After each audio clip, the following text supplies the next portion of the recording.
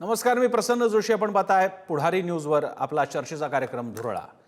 एकीकडे महाराष्ट्रातल्या निवडणुकीचा प्रचार संपला, मतदान संपलं असलं तरी या सगळ्या प्रचारादरम्यान एक सारखा शब्दप्रयोग होत होता, ते म्हणजे महायुती सरकार धारावीच्या निमित्तानं अदानींचं हित करण्यासाठी प्रयत्न करते.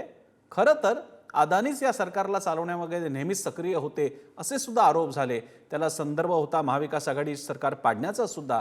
आणि यानंतर निवडणुका पार पडलेल्या आहेत आता, त्यामुळे खरं तर महाराष्ट्रातलं वातावरण शांत व्हायला पाहिजे. पण पुन्हा एकदा अदानी हे नाव समोर आलेलं आहे आणि यावेळी ते भारतातून आलेलं नाहीये, ते आले अमेरिकेतून. कारण अमेरिकेमध्ये एका कथित लाचखोरी प्रकरणामध्ये लाच देण्याचा प्रयत्न केल्याप्रकरणी अदानींवर गुन्हा दाखल होऊन त्यांना आता कारवाई त्यांच्यावरती होऊ शकते. त्यासाठीच तिकडे कोर्टाने आदेश सुद्धा दिलेले आहेत. आणि यावरून आता महाराष्ट्रातलंच नाही, भारतातलं राजकारण तापू लागले. कारण राहुल गांधी म्हणतायत की अदानीची चौकशी जर का केली तर मोदींचंही नाव समोर येईल. आणि पुन्हा एकदा भाजप सरकार, मोदी, त्यांचे अदानींशी असलेले संबंध, भाजप सरकार किंवा राज्यामधलं सरकार, ही सरकारं त्यांना कशा प्रकारे आपुलकी दाखवतात उद्योगधंद्यांच्या बाबतीत, या बाबतीत ते आरोप सगळे परत एकदा सुरू झालेले. आणि हाच आपला विषय आहे की अदानींवरचा हा नेम आणि राजकीय गेम आहे का? या निमित्तानं भाजपला कोंडीत पकडण्याची संधी सोडत नाही आहेत का राहुल गांधी? आपण बोलणार आहोत. यावर बोलण्यासाठी आपल्यासोबत असतील विश्वास पाठक, भाजपचे वरिष्ठ नेते आणि प्रवक्ते, हुसेन दलवाई, काँग्रेसचे माजी खासदार आणि प्रवक्ते, त्याचप्रमाणे महाराष्ट्राच्या देशाच्या राजकारणावर आणि त्याचप्रमाणे अर्थविषयाचे सुद्धा अभ्यासक असलेले ज्येष्ठ पत्रकार रोहित चंदावरकर. सगळ्यांचं स्वागत. पहिल्यांदा आपण विश्वास पाठकांकडे जातोय. विश्वास पाठकजी, पहिल्यांदा तर मी आधी ताज्या रेफरन्सबद्दलकडे येईनच, पण त्याच्या जोडीला अमेरिकेमध्ये काय कारवाई झाली त्याबद्दल आपण बोलाल. पण त्या व्यतिरिक्तही भारतामध्ये सगळे महत्त्वाचे एअरपोर्ट्स एकाच कंपनीकडे जातात, पोर्ट एकाच कंपनीकडे जातो आणि अनेक ठिकाणी हे असं दिसून येतं की हे आहे की काय नेक्सस, किंवा या बाबतीत कारवाई जरा थंड्या बस्त्यामध्ये नेहमी कशी जाते. तेव्हा एकूणच अदानी, भाजप या बाबतीत आता भाजपला एक प्रकारची स्पष्ट भूमिका देशासमोर मांडण्याची वेळ आली आहे. आपण काय सांगाल याबद्दल? देखो, अदानी हे एक प्रायव्हेट एंटरप्राइज आहे. जेव्हा टेंडर निघतात, ग्लोबल टेंडरच्या माध्यमातून ते कॉम्पिटिटिव्ह बिडिंग मध्ये येतात. कोणाला जर असं वाटत असेल की त्यांना चुकीच्या पद्धतीने फेवर केलं जातं तर ते सुप्रीम कोर्टात जाऊ शकतात. काँग्रेसचा तर हा धंदाच झालाय की जेव्हा जेव्हा अधिवेशन येते एखादं, राफेल सारखा विषय असो, हे असे विषय ते अधिवेशनाच्या तोंडाच्या समोर काढतात. मग हिंडनबर्ग असो, धुरा उडवतात. पुढे काय होतं? का नाही काँग्रेस कोर्टामध्ये जात आणि सांगत की अदानीला अनड्यू फेवर होत आहे म्हणून? तर मुळामध्ये अशा गोष्टी थांबवता येत नाही. एका कॉम्पिटिटिव्ह बिडिंग मध्ये जो कोणी येतो त्याला हा मिळतो. आता राहिला विषय आजच्या डिस्कशनचा. न्यूयॉर्कचं एक डिस्ट्रिक्ट कोर्ट, त्या डिस्ट्रिक्ट कोर्टने एक इंडॅक्टमेंट केलेलं आहे. म्हणजे हे फक्त अलिगेशन्स आहे. आणि ते 54 पानी त्या जो स्टेटमेंट आहे त्यात त्यांनी हेच म्हटलेलं आहे की unless it is proved guilty you are innocent. त्यांनी स्वतःच म्हटलेलं आहे. त्यामुळे त्या कागदामध्ये तसा काही दम नाही. राहिला प्रश्न भारतीय जनता पक्षाचा. अदानी जर दोषी असतील तर अमेरिकन कायद्याप्रमाणे त्यांच्यावर कारवाई व्हावी, त्यांना प्रोटेक्ट करण्याचा प्रश्नच येत नाही. बरं, आता मुळात हा विषय काय? राहुल गांधी कुठेही प्रॉपरली ब्रीफ न घेता ज्या प्रकारे वरळतात, मी तुम्हाला काही फॅक्ट सांगू इच्छितो. विषय असा आहे की अमेरिकन कंपनी एक अझूर नावाची पॉवर कंपनी आणि अडाणी एनर्जी या दोघांनी भारतामध्ये 12 गिगावॅट म्हणजे 12,000 मेगावॅटचं सोलार टाकण्यासाठी प्रयत्न केला, कंत्राट टाकलं. त्यातलं 4 मेगावॅट हे अझूर आणि 8 गिगावॅट हे अदानी पॉवर यांनी घेणं अपेक्षित होतं. आणि काय होतं याच्यामध्ये स्ट्रक्चरिंग, त्यांनी भारताची जी सेकी नावाची कंपनी आहे, solar energy corporation of India, central गव्हर्नमेंटची एजन्सी आहे, त्या एजन्सी सोबत करार केला आणि त्यांनी सांगितलं की भारतामध्ये तुम्ही आम्हाला PPA, पॉवर परचेस अग्रीमेंट, अमेरिकेमध्ये त्याला पॉवर सप्लाय अग्रीमेंट म्हणतात, असं करून द्या. आणि मग 4 राज्यांचे जे नाव आले आहेत, एक आहे छत्तीसगड, त्याचे मुख्यमंत्री तेव्हाचे होते भूपेंद्र बघेल. बरं.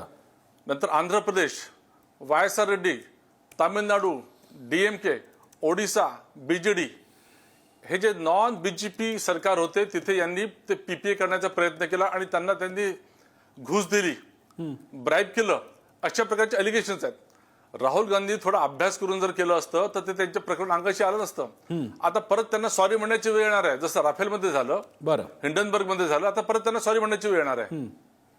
नाही, हिंडेनबर्गमध्ये सॉरी म्हटल्याचं मला आठवत नाहीये आणि मी पुढे जाण्यापूर्वी फक्त मी आपल्याला आठवण करून देऊ इच्छितो. आपण मगाशी म्हणालात की टेंडर प्रोसेसमध्ये जो योग्य तो आणि कसोट्या पूर्ण करणारी व्यक्ती असते, संस्था असते, कंपनी असते, त्यांना ते मिळतं.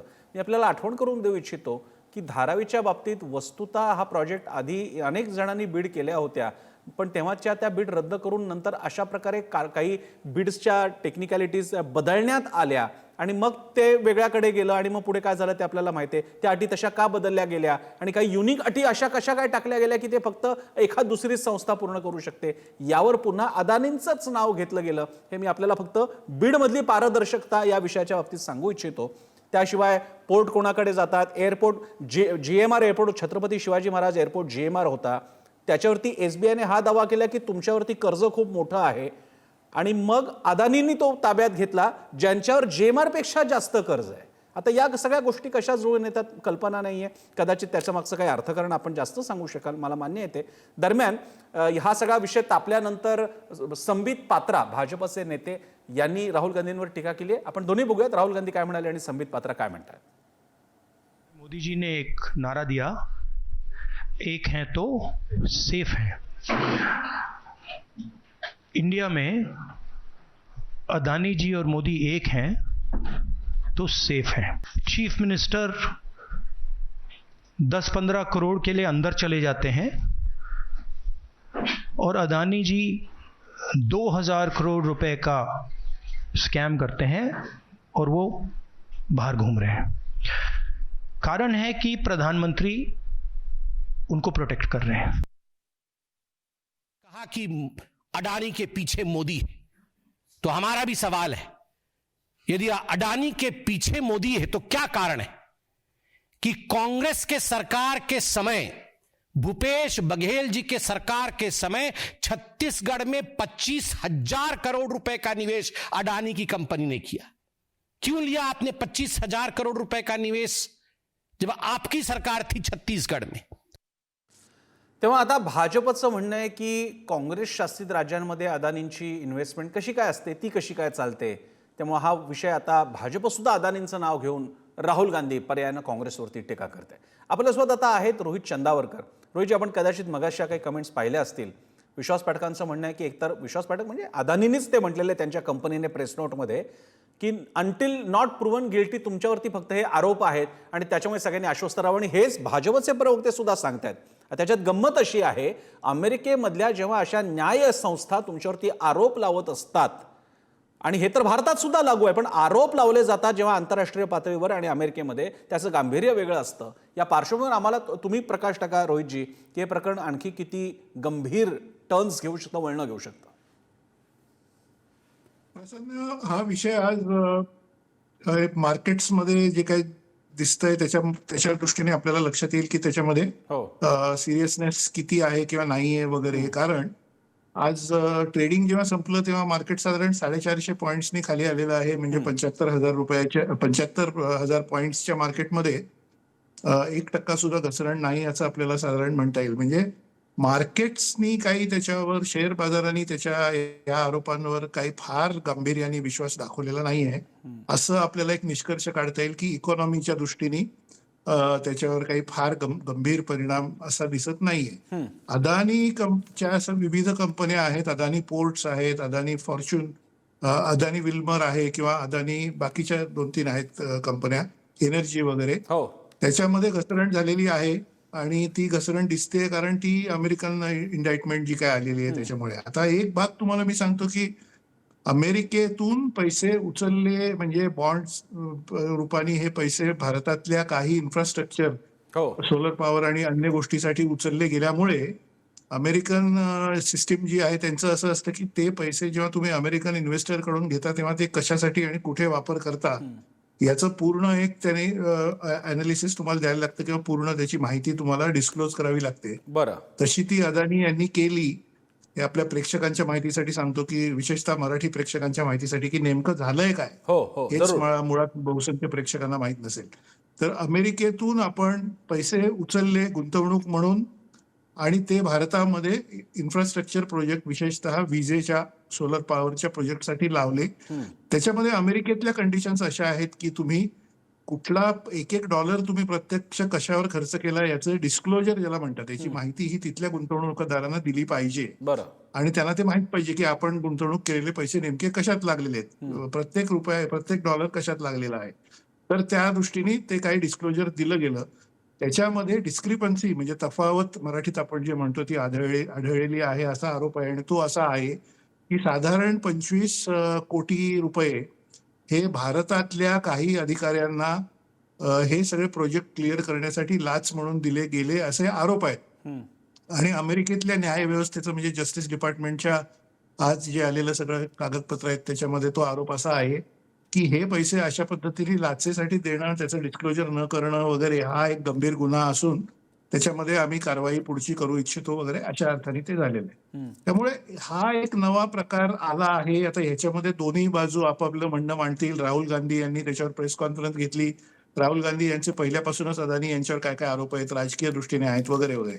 महत्वाचा मुद्दा आपल्या प्रेक्षकांच्या दृष्टीने हा आहे, तो लक्षात घ्या की अदानी यांच्यावरती यापूर्वी मुख्यतः आरोप जे आहेत ते ओव्हर व्हॅल्युएशनचे आहेत. बरं. त्याच्यामध्ये भारतीय जनता पक्षाची भूमिका, काँग्रेसची भूमिका वगैरे हे सगळं जे आहे ना, हे आपण म्हणजे मी आता रोजच टीव्हीवर असतो आणि तुम्ही रोज टीव्हीवर असता म्हणून मी तुम्हाला सांगतो की ते प्रवक्ते काय आपली भूमिका मांडणार आहेत हे कुठलाही प्रेक्षक किंवा आपण आधीच सांगू शकतो. त्याच्यात काही म्हणजे ते नवीन काही नसतं, त्याच्यातनं नवीन काही नसतं. आपल्याला माहिती आहे की ते काय म्हणणार, हे काय म्हणणार वगैरे वगैरे.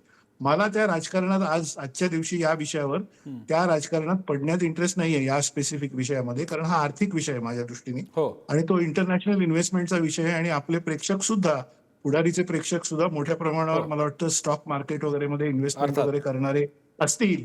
आणि तुमच्यासाठी, तुमच्या प्रेक्षकांसाठी हा प्रकाश आपण टाकणं महत्वाचं आहे की काँग्रेसने आरोप केले, राहुल गांधी रोजच आरोप करतात वगैरे, ठीक आहे, त्यांची ती बाजू आहे. भाजपने डिफेंड केलं, त्यांच्यावर प्रति आरोप केले, तेही रोज होत आहे.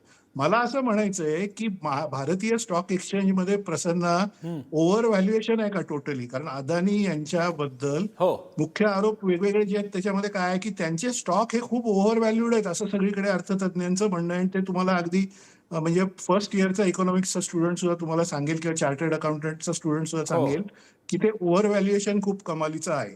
आणि ह्या ओव्हर व्हॅल्युएशनचा ओव्हर परिणाम कसा होणार? कारण बघा, इन्व्हेस्टमेंट नवी नवी येते, फॉरेन इन्व्हेस्टमेंट येते भारतामध्ये, कारण आपला देश वाढतो आहे, प्रगती होते आहे वगैरे. आणि हे फार मोठं मार्केट आहे. त्याच्या बरोबरीने शहरी ग्रामीण सगळ्या भागातले इन्व्हेस्टर फार मोठ्या प्रमाणावर स्टॉक मार्केटकडे वळत आहेत. याचं कारण रिअल इस्टेट मार्केट किंवा अन्य मार्केटमध्ये तेवढी त्यांना रिटर्न्स मिळत नाहीत. अशा परिस्थितीमध्ये ते ओव्हर व्हॅल्युएशन सुरूच राहिलेलं आहे.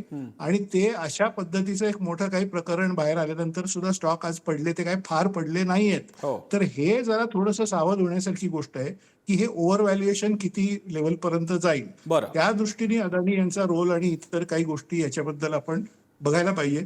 त्यांची शेवटचा पॉइंट, त्यांची सरकारशी असलेली निकटता क्लोजनेस त्यांचा जो आहे तो काही लपून राहिलेला नाही. त्याच्यामध्ये काही वादविवाद घालण्यासारखी गोष्टच नाहीये. ते कागदपत्र तुम्ही सगळे म्हणजे एक तुम्ही डॉक्युमेंट बघितलं की अदानी यांना काय काय टेंडर्स दिलेले देशभरामध्ये गेल्या 7-8 वर्षामध्ये, ते जर बघितलं की तुम्ही बंदरं, विमानतळ, विजेचे प्रकल्प, कोळशाच्या आयातीचे प्रकल्प, धारावी रिडेव्हलपमेंट आणि हे सगळं सोलर बिलर सगळंच म्हणजे जे काही दिले गेले किंवा रेल्वे बिल्वे याच्यातलं सगळं दिले गेले, सरकारच्याच अखत्यारीत येणाऱ्या आणि सरकारशी संबंधित असणाऱ्या ज्या ज्या प्रकारची परमिट्स आणि हे सगळं दिले गेलेलं आहे ते त्याच्यावरनं त्यांची निकटता सरकारशी आहे हे तर उघडच आहे. त्याच्यात शेवटच फक्त मी एक बोलतो की काँग्रेसच्या काळामध्ये आणि राजीव गांधी यांच्या काळामध्ये किंवा नंतर नरसिंहराव यांच्या काळामध्ये अशाच प्रकारे रिलायन्सच्या बाबतीतही आरोप केले जात होते. त्यामुळे आपण बॅलन्स ठेवून हे म्हटलं पाहिजे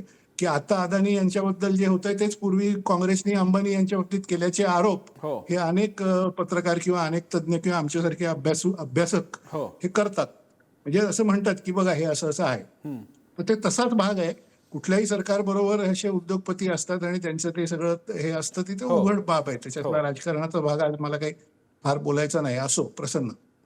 रोहित चंदावरकरांनी अतिशय सुगम साध्या भाषेमध्ये नेमके आक्षेप काय आहेत, अदानींचं कामाचं स्वरूप काय आहे, स्टॉक ओव्हर व्हॅल्युएशनचा तर मुद्दा होताच, त्याच्या जोडीला मगाशी आपला हाही मुद्दा झाला की अनेकदा हे विशिष्ट कंपन्यांनाच कसे दिले जातात ज्याच्यामुळे क्रोनी कॅपिटलिझम म्हणजे बंधुभावामध्ये साटलोटं कॅपिटलिझम कसं काय तयार होतं आणि त्या साटलोटं कॅपिटलिझममध्ये गुणवत्तेला पुन्हा फाटा मिळतो या दृष्टीने सगळी चर्चा आहे.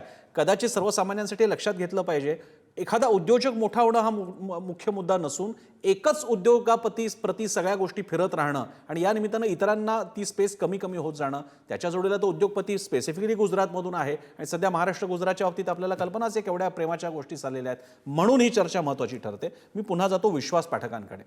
विश्वास पाठकजी, याच्यातला अमेरिका काय करायचं ते करेल. आपण मगाशी जी अदानीची प्रेस रिलीज आपण सुद्धा इकडे वाचून सांगितली आम्हाला की जो त्याच्यात लिहिलेला आहे की अमेरिकेचे कोर्ट म्हणतंय हे आरोप आहेत आणि अंटिल प्रूव्हन गिल्टी हे फक्त आरोप आहेत वगैरे, पण हा डिफेन्स असू शकत नाही. साधं घरावरती पोलिसाचा नॉक जरी पडला तरी तुमच्या अब्रूला तो धक्का असतो असाच मानणारा आपला समाज आहे. अशावेळी तुमच्यावरती आरोप लावले गेलेले आहेत ते अमेरिकेच्या सक्षम अशा अधिकाऱ्यांकडनं लावण्यात आलेले आहेत आणि तिथे तर ते तरी होते प्रोसेस. भारतातल्या काँग्रेसचं अनेक पक्ष संघटनांचं म्हणणं आहे इथे तर तीही प्रोसेस नाही आरोप लावण्याची. अनेक बाबतीत नियमांना फाटे दिले जात आहेत आणि याच्या मागचं कारण आहे हे नेक्सस म्हणजे मोदी, शहा, अदानी आणि गुजरात. या बाबतीत काय सांगाल? बघा, मोदींजींवर आरोप लावणं हे काँग्रेसने सुरुवातीपासूनच केलेलं आहे. कोणत्या आरोपामध्ये त्यांचं तथ्य आढळलं आणि सुप्रीम कोर्टाने अफोर्ड केलं मला तुम्ही सांगा. परत मी राफेलचंच उदाहरण देतो. हे फक्त बेसलेस आरोप लावतात आणि पुढे जातात. बरं, आता बघा की भारतामध्ये तुम्ही असं कसं काय म्हणता की इथे प्रोसेस नाहीये. Opposition can always go in courts आणि ते जातात देखील आहे, मात्र पूर्व तयारी न करता जातात. आता विश्वास पाठकजी, मी साधी गोष्ट सांगतो तुम्हाला. तुम्ही प्रोसेस बद्दल सांगताय, कोर्टाकडे कशाला जायचं? आमच्या या बाकीच्या रेग्युलेटरी बॉडीज काय करत असतात? अदानी पण सोडून द्या, स्टॉक ओव्हर व्हॅल्युएशन पण सोडून द्या. मधल्या काळातल्या अनेक आर्थिक घोटाळ्यांच्या आणि बाकीच्या ज्या कथित गैरव्यवहार झाले या काळात आपल्या ज्या विविध बॉडीज आहेत, उदाहरणार्थ सेबी असतील, या कशा या संस्थांकडनं निष्क्रियता दाखवली जाते आणि नंतर बुच प्रकरण कसं समोर येतं याच्यावरती सुद्धा खूप लेखन झालेलं आहे. आता तुम्ही म्हणणार कोर्टाकडे जा. प्रश्न असा आहे, फायनान्स मिनिस्ट्री काय करते, रेव्हेन्यू इंटेलिजन्स काय करत असतो आणि बाकीच्या आपल्या सगळ्या इकॉनॉमिकल ऑफेन्स विंग वगैरे एवढ्या प्रचंड संस्था असतात, या काय करत असतात? आणि तिकडच्या ज्या रेग्युलेटरी बॉडीज, आरबीआय पण कधी कधी काही बाबतीत आरबीआयचं काम आहे, आरबीआय स्वतःला इंडिफरंट ठेवू शकत नाही. या सगळ्या अर्थाने तुमच्यापर्यंत बोट जातं. विश्वास पाठकजी, आता मला जरा अखंडपणे बोलू द्या. तुम्ही आणि चंदावरकर दोघांनी बोललो त्याच्याबद्दल मला आपल्या प्रेक्षकांना काही सांगायचं आहे. जरूर जरूर. मला अडाणींना डिफेंड करायचंच नाही, पण ही जी प्रोसेस आहे. बरं, मी स्वतः या क्षेत्रातला तज्ज्ञ असल्यामुळे, मी स्वतः कंपनी सेक्रेटरी असल्यामुळे, मी public issue capital market handle केल्यामुळे तुमच्या प्रेक्षकांना मी सांगू इच्छितो जरूर की आपलं जे कॅपिटल मार्केट जे सेबी आहे किंवा बॉम्बे स्टॉक एक्सचेंजचे जे लिस्टिंग रिक्वायरमेंट आहे ते रोब्युस्ट आहेत. क्षणाची बातमी तुम्हाला डिस्क्लोज करावी लागते. व्हॅल्युएशन हे हवेत निर्माण होत नसतं अनलेस देर आर फंडामेंटल्स. जोपर्यंत पोर्ट दिसत नाही, जोपर्यंत पॉवर प्लांट दिसत नाही, जोपर्यंत ऍसेट दिसत नाही, बॅलन्स शीटमध्ये रिफ्लेक्ट होत नाही, प्लस गव्हर्नन्सच्या माध्यमातून परसेप्शन हे लोक ठरवतात. त्यामुळे ओव्हर व्हॅल्युएशन, अंडर व्हॅल्युएशन असं टीव्हीवर बोलणं हे बेजबाबदारपणाचं लक्षण आहे. जो कोणी उद्योग टाकतो तो स्वतःची पर्सनल गॅरंटी देतो, फॅमिलीचे ऍसेट्स तो गिरवी देतो आणि तो पुढे जात असतो. त्यामुळे तुम्ही एका याच्यात त्याला असं रिड्युक्युल करणं हे चुकीचं आहे. परत सांगतो, विषय अडाणींचा नाहीच आहे. आपलं मार्केट हे रोबिस्ट वेने चालतं. सेबीचे रेग्युलेशन जर तुम्ही बघितलं तर अतिशय स्ट्रिक्ट आहे. आता बघा की मी महाराष्ट्रातलंच तुम्हाला उदाहरण देतो आणि तुम्ही आता पॉवर सेक्टरचं बोलताय म्हणून मी पॉवर सेक्टर मधलाच आहे. आज गेल्या 2.5 वर्षामध्ये कितीतरी टेंडरमध्ये अडाणींनी कॉम्पिटेटिव्ह बिडिंग केल्यानंतर देखील ते नाही येऊ शकले. अवाडा सारखी कंपनी आली, JSW सारखी कंपनी आली, टोरंट सारखी कंपनी आली. त्यामुळे ही प्रोसेस चालू असते. जोपर्यंत आपण प्रोसेस समजून घेणार नाही आणि फक्त अडाणी म्हणून राहुल गांधी सारखे बोलू तोपर्यंत लोक तुमच्यावर विश्वास ठेवणार नाही. त्यामुळे आपल्याकडे कायद्याचं राज्य जरूर आहे. एजन्सीज आपलं काम करतात. त्यांनी जर काम नाही केलं तर त्यांच्यावर देखील कान उपटायला कोणतरी आहे.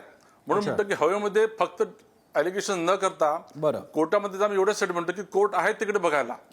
कोर्ट त्याचं संज्ञान घेतं, ऍक्शन घेतं आणि मग शेवटी इन्व्हेस्टर जो असतो, सामान्य माणूस, हा देखील सुज्ञ असतो. हो, आज तो SIPच्या माध्यमातून म्युच्युअल फंडाच्या थ्रू पैसे घालतो. म्युच्युअल फंडांमध्ये अनेक तज्ज्ञ बसलेले असतात, ते त्यांना गाईड करतात. त्यामुळे असं बेसलेस बोलणं बरोबर नाही. विश्वास पाठकजी, याच्यातल्या तर मी इमिजिएटली मलाही आणि मला खात्री आहे बहुधा रोहित चंदावरकरांना सुद्धा रिस्पॉन्ड करायचं असेल, पण हुसेन दलवाई आले, त्यांच्याकडचं एक राऊंड घेऊया आणि मग मी चंदावरकरांकडे येईन. हुसेन दलवाईजी, आपलं स्वागत आहे. अशा तुम्ही आधीचे काही मुद्दे ऐकले असतील. भाजपचे विश्वास पाठकांचं म्हणणं फक्त समरी स्वरूपात तुम्हाला सांगतो. त्यांचं एकतर म्हणणं आहे राहुल गांधींचे आरोप बेसलेस आहेत, अदानींवरती तिकडे फक्त आरोप लावण्यात आलेले आहेत, कोणतीही गोष्ट प्रूव्ह झालेली नाही आहे. तिसरी गोष्ट, अदानींच्या भारतातल्या उद्योगाबद्दल सगळे नियम अटी पाळल्या गेलेल्या आहेत, कोणतेही स्टॉक ओव्हर व्हॅल्युएशन नाही आहे. त्यामुळे काँग्रेस फक्त ठणाणा करतंय. आणि शेवटचा मुद्दा तुमच्या माहितीसाठी सांगतो. संबित पात्रा म्हणतात जर का काँग्रेसला अदानींची इतकीच अडचण असेल तर काँग्रेस शासित राज्यामध्ये अदानींची इन्व्हेस्टमेंट कशी काय? दलवाईजी. असं आहे, हे अदानीला वाचवण्याच्या दृष्टीनं सगळे ते प्रयत्न होत आहेत. ही वस्तुस्थिती आहे की मोठ्या प्रमाणात अदानीला बँकांची कर्ज घेतली, ती त्यांची माफ केली गेली. अदानीला सगळे उद्योग जे इथे सार्वजनिक उद्योगामध्ये तयार झाले ते उद्योग मोठ्या प्रमाणात दिले गेले. विमानतळ दिलं गेलं, डॉक दिल्या गया. हे जे सगळं ज्या पद्धतीने चालले, मुंबईमध्ये धारावीसारखे इतक्या मोठ्या प्रमाणात जमीन त्यांच्या गटात घालण्यात आली आणि त्यासाठी आणखी 500 एकर जमीन त्यांना देण्यात येते आहे. हे सगळं जे चाललेलं आहे हे एकतर्फी चाललेलं आहे, हे लक्षात घ्या. आणि त्यासाठी कायदा कानून काही नाही.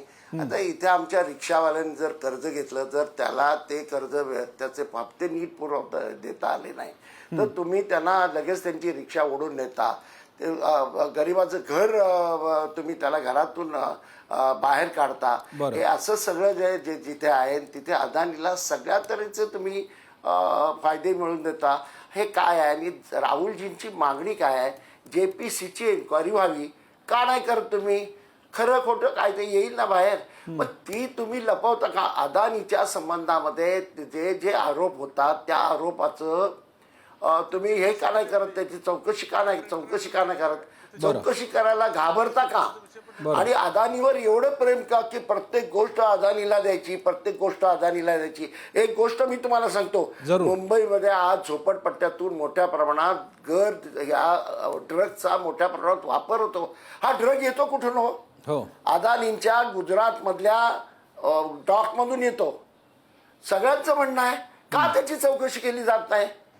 हे काय भयंकर आहे. एक पिढीला तुम्ही मारता एका माणसाच्या ह्याच्यासाठी, त्याला इतका मोठा करायचा बेडकासारखा, कधीतरी त्याचं पोट फुडेल ना. हे जे आहे ते तुम्हाला ते त्याच्या संबंधामध्ये एन्क्वायरी करायची नाही असं म्हणा. अदानी जे काय म्हणेल ते सगळं मान्य करायचे. आता अमेरिकेमध्ये सुद्धा या संबंधामध्ये म्हटलं गेलंय की अदानीने अनेक गैरव्यवहार केलेले आहेत. तुम्ही त्याचं काय चौकशी करायला घाबरता का? मागणी काय आहे? चौकशी केली गेली पाहिजे. विश्वास पाठकजी, मी तुमच्याकडे येतो. तुम्हाला प्रश्न विचारायचा आहे. दरम्यान तुमच्या एक माहितीसाठी एका वेबसाईटचं नाव सांगणारे adaniwatch.org. adaniwatch.org ही एक ऑस्ट्रेलियातली वेबसाईट आहे आणि ऑस्ट्रेलियातल्या अदानींच्या अनेक प्रोजेक्टच्या बद्दल तिकडे जो काही आक्षेप आहे, काही रोष व्यक्त होतोय, त्याच्यावर वॉच ठेवण्यासाठी, ते सगळं ट्रॅक करण्यासाठीची वेबसाईट आहे. आणि अशाच प्रकारच्या काही जर का तुम्ही बातम्या जर का सर्च केल्या तर श्रीलंका, ब्रह्मदेश म्हणजे आता त्याला म्यानमार म्हणतात, अशा ठिकाणी सुद्धा अशा प्रकारचे वेगवेगळे आवाज उठवले गेलेले आहेत. त्यामुळे अदानींची ऑर्गनायझेशन आणि डिस्प्यूट्स हे आहेत, हे आपण एक बेसिक फॅक्ट म्हणून मान्य करूया. आता माझा आपल्याला प्रश्न आहे की जे हुसेन दलवाई म्हणतायत की चौकशी का नाही करत? उद्या जर का ब्लॅक होल तयार झाला तर तो तर जाईलच आणि शिवाय तो भारत सरकार आणि भारतीय अर्थव्यवस्थेला प्रॉब्लेमॅटिक ठरेल अशी शंका आहे. आता काय सांगाल आपण? दोन गोष्टी आहेत. तुमच्या ज्या ORG जे काही वेबसाईटचं तुम्ही नाव घेतलं, हो, परत विषय अडाणी हा नाहीच आहे. अच्छा. जेव्हा तुम्ही मायनिंग बिझनेस मध्ये उतरता, मायनिंग मध्ये लोकांचं स्थलांतरण, डिस्प्लेसमेंट, लोकल इश्यूज, लिटिगेशन हे होतातच. अच्छा. आणि त्या दृष्टीनेच तिथे ते अलिगेशन्स आणि हे दिसतात मला. पण तो जाऊ दे विषय. आता राहिला विषय JPCचा, जॉईंट पार्लमेंटरी कमिटी आपण केव्हा बसवलेली आहे याचा जर तुम्ही अभ्यास केला तर त्याचे काही नॉर्म्स आहेत. बायपार्टेट दोन लोकांमधलं जर भांडण असेल त्याच्यावर कधी JPCचा आपण वेग घालवत नाही.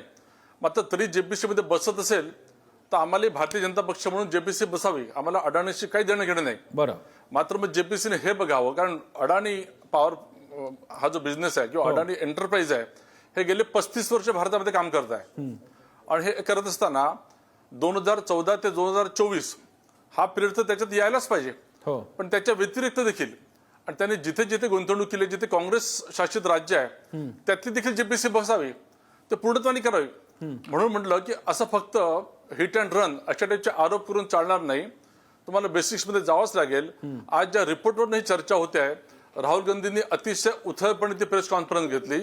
त्याच्यामध्ये त्यांनी हे म्हटलं की अशाच प्रकारचा कॉन्ट्रॅक्ट त्यांनी महाराष्ट्रामध्ये देखील मिळवलेला आहे. मी पॉवर सेक्टरमधल्या महाराष्ट्रामध्ये असं कॉन्ट्रॅक्ट दिला गेलेला नाही. बरं. त्यामुळे जे उथळ आणि बेसलेस असे अलिगेशन असतात त्याच्यावर मला तर वाटतं चर्चा देखील व्हायला नको.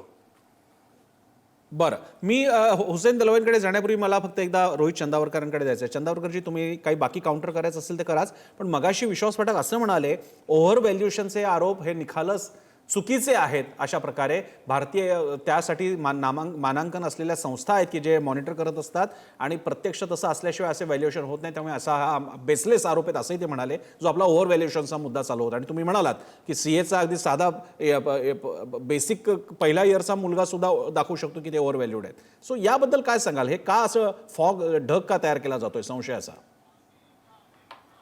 संशयाचा ढग नव्हे प्रसन्न, हो. हा विषय मुळातच हे बघा, स्टॉक मार्केट हे कशावर चालतं. आपण आज मला वाटतं ना की आपण भाजप आणि काँग्रेस हा विषयच बाजूला करता ठेवला पाहिजे. बरं.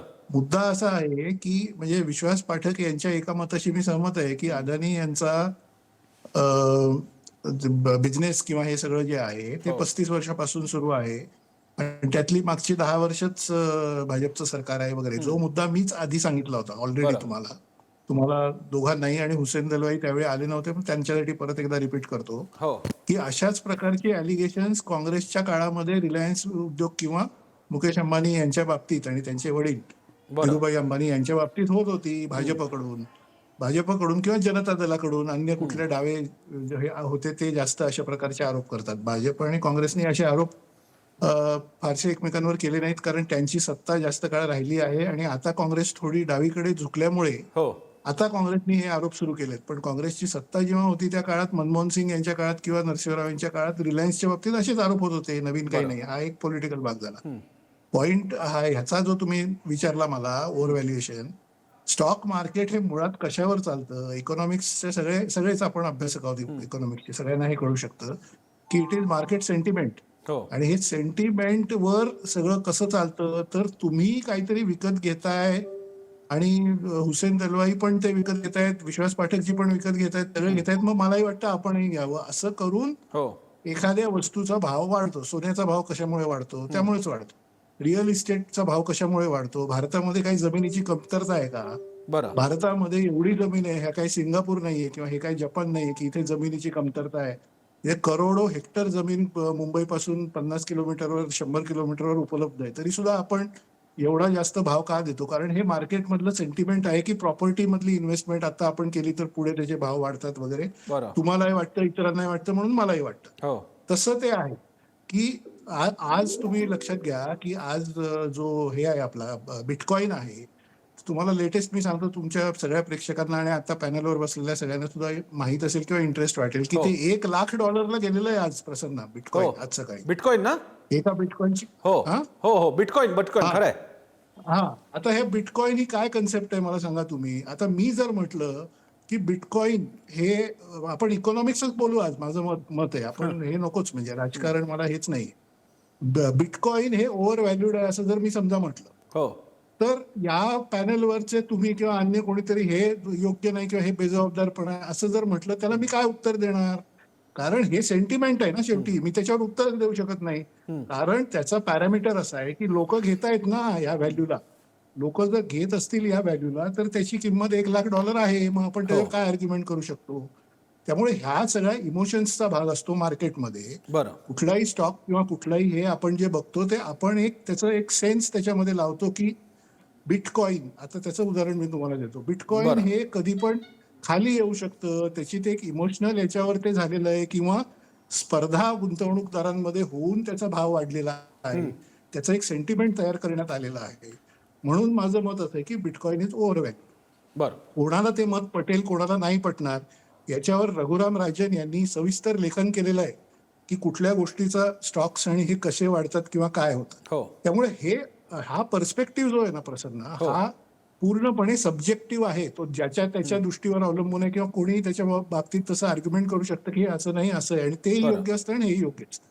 पॉइंट असा आहे की आपण शेअर बाजारामध्ये आता जास्त का जातोय, कारण रिअल इस्टेट बद्दलची सगळी धोरणं किंवा बाकी सगळं जे आहे त्याच्यामध्ये लोकांना वाटतंय की रिअल इस्टेटमध्ये फार रिटर्न्स आता यापुढे असणार नाहीयेत. हो सोन्याच्या बाबतीत रिटर्न्स जे काय ते एक लिमिटेड ह्याच्यापर्यंत आहेत. आजच सकाळी मी एका चार्टर्ड अकाउंटंटशी बोलत होतो या विषयावर. हो त्यांनी थोडा मला व्ह्यू दिला.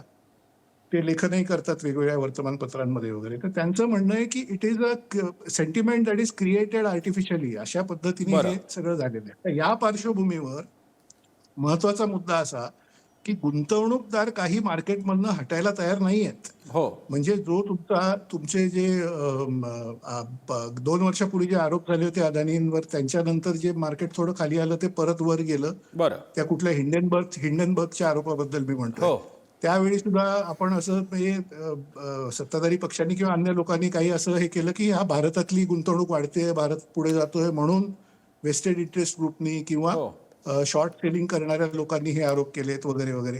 पण त्याच्यामध्ये त्यांनी सविस्तर दिलं होतं की कसं ओव्हर व्हॅल्युएशन आहे काय आहे वगैरे. आता त्याच्या वादात जायचं नाही, कारण आपण जायला नको याचं कारण मी म्हटलं त्याप्रमाणे ते सगळं सब्जेक्टिव्ह आहे. बरं ते तुम्ही कुठल्या दृष्टीने बघता तसं ते आहे. बिटकॉईनचं उदाहरण ठीक आहे. त्यासाठीच मी तुम्हाला दिलं. ठीक आहे पॉइंट असा आहे शेवटचा माझा की मार्केट जोपर्यंत रिॲक्ट त्याच्यावर होत नाही जास्त, आणि आज तरी काय फार भयंकर रिॲक्ट झालेलं नाहीये, हो तोपर्यंत हा सगळा बंद बंद मुठ्ठी लाग की खुल गई, तो माहितीये तुम्हाला काय हो. ते असं जे हिंदीमध्ये म्हणतात उत्तर भारतामध्ये, हो तसा तो भाग राहतो. त्या दृष्टीने सावध असायला पाहिजे गुंतवणूकदारांनी म्हणा हो किंवा ओव्हरऑल राज्यकर्त्यांनी म्हणा. कारण सगळं अदानी यांच्या हाती जे आता सगळं आहे ते ऑलमोस्ट पॅरलल गव्हर्नमेंट, म्हणजे सगळं गव्हर्नमेंट इन्फ्रास्ट्रक्चर हे जवळपास प्रायव्हेटायझेशनच्या धोरणामध्ये, बरं, आणि हे बरं. मनमोहन सिंग यांच्या काळापासूनच सुरू झालं होतं. हे परत हो. मी ऑन रेकॉर्ड म्हणतो, ते पूर्ण त्यांच्या अखत्यारीत आलेलं आहे. त्यामुळे ते इट इज टू बरं. Big of a thing.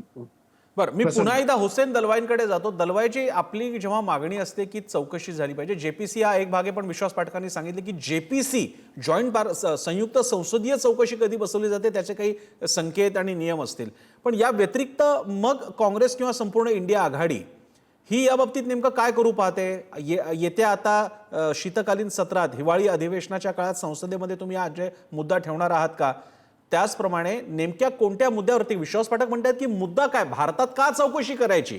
केवळ अमेरिकेत काहीतरी चाललंय म्हणून करायची का? भारतातल्या एका मोठ्या उद्योजकाबाबतीत जर का केंद्र सरकार कारवाई करू लागलं तर देशाची आंतरराष्ट्रीय पातळीला स्थिती काय असेल, अशी सुद्धा त्यांची काळजी ते व्यक्त करतायत. याला आपल्याकडे काय उत्तर आहे?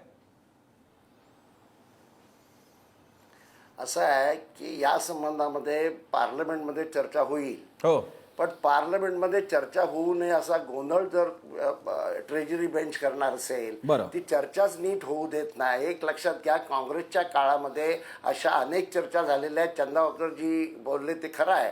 अशा चर्चा झालेल्या आहेत, त्याला उत्तरं दिली गेलेली आहेत. हे नीट चर्चा काय विरोधी पक्षाचं म्हणणं आहे, त्याच्यात तथ्य काय आहे, हे पार्लमेंट हे शेवटी स्वायत्त आहे. त्या संस्थेमध्ये या तऱ्हेची चर्चाच होऊ द्यायची नाही. हे जे सध्या जे चाललेलं आहे ते अतिशय चुकीचं आहे. ते इथे कोणी सांगू शकेल का, भाजपचा नेता, की आम्ही ती चर्चा नीट होऊ देऊ? ते कोणी करत नाही, हे लक्षात घेतलं पाहिजे. दुसरं असं की मार्केटची स्थिती काय आहे हे बघून ह्या सगळ्या गोष्टीची चर्चा करता येणार नाही. कारण शेअरचे भाव वाढावे म्हणून बऱ्याच वेळेला ज्यांचे शेअर असतात तेच मोठ्या प्रमाणात शेअर विकत घेतात आणि भाव वाढवण्याचं काम करतात आणि लोकांच्या माथी आपले शेअर बसवतात. ही सुद्धा वस्तुस्थिती आहे.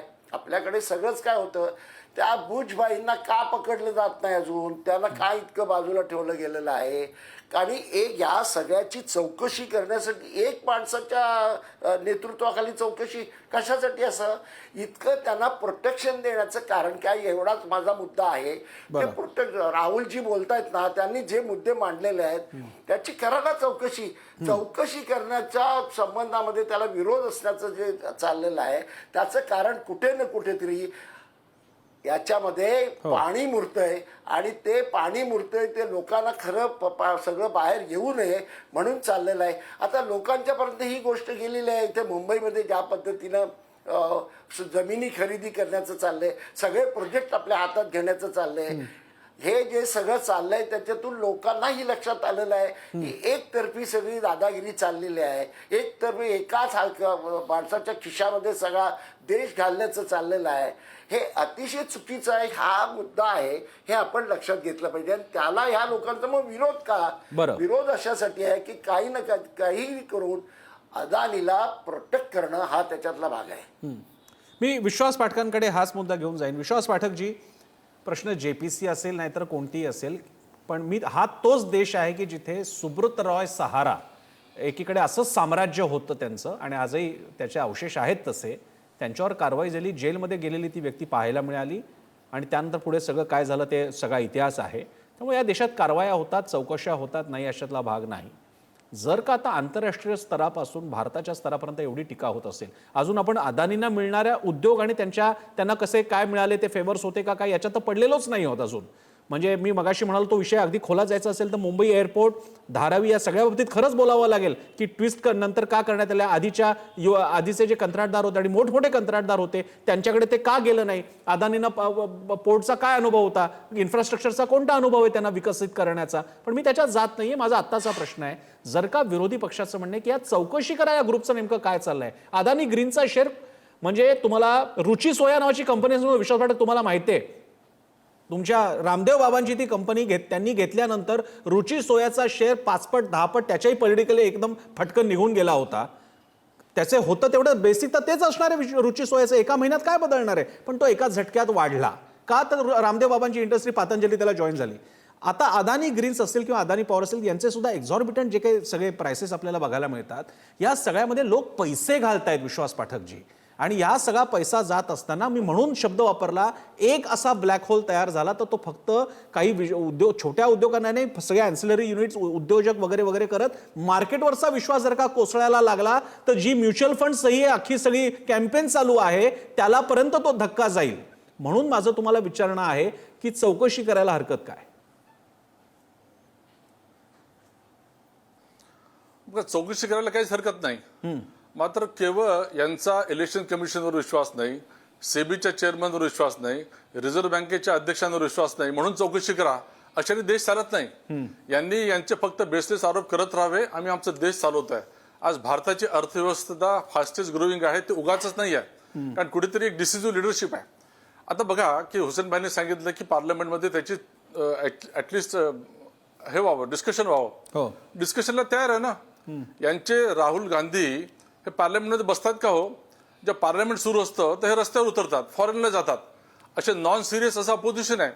त्यामुळे डिस्कशनला यांच्याकडे कधी तयारी नसते, डिस्कशन करायचं नसतं, फक्त प्रेस कॉन्फरन्सच्या माध्यमातून धुळा उडवायचा अशा प्रकारचं यांचं नेतृत्व आहे.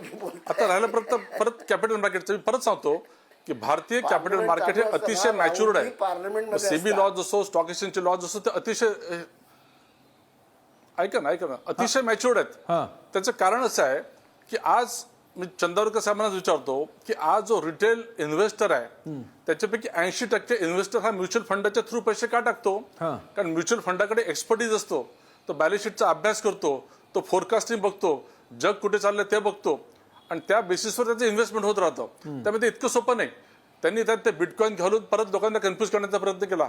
Bitcoin is not legal tender in India. त्याचं कारण तेच आहे की ते इन्व्हेस्टरच्या दृष्टीने सेफ नाही आहे आणि म्हणून सरकारने त्याला थांबवलेलं आहे.